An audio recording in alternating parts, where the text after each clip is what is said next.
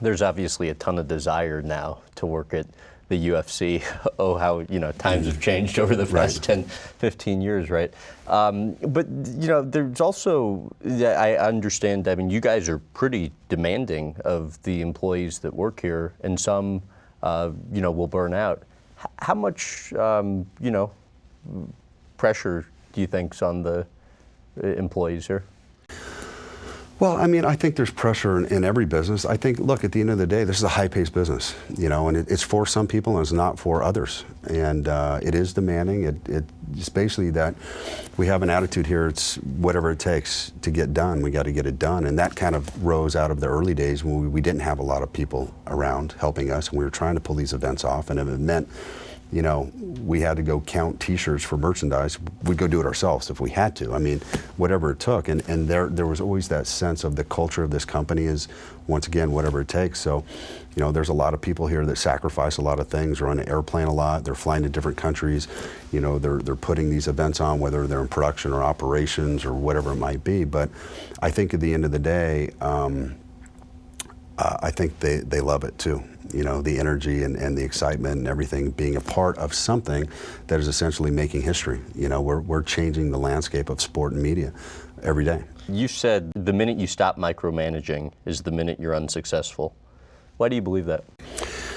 I feel like that, obviously as your business starts, if you're an entrepreneur, it starts small and then it grows over time. And of course, you have to figure out how to manage in a different way, because all of a sudden when you were doing everything, you obviously can't do that. We were doing, I think, 4 or 5 fights a year, and me and Dana would go to the event 7 days early, and we'd be in every production meeting, and we'd be doing, literally hands-on with everything.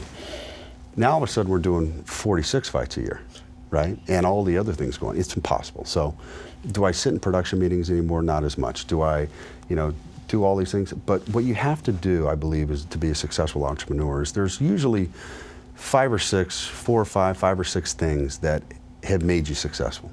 The key things about your business. And I feel like that you need to always keep hold of those things. You have to understand what it is that's made you successful. So to this day, I still am involved in improving all the matches, so we'll have a weekly matchmaking meeting. I don't care how big this company gets, what we're doing. Always involved in the weekly matchmaking meetings to figure out what our product's going to be.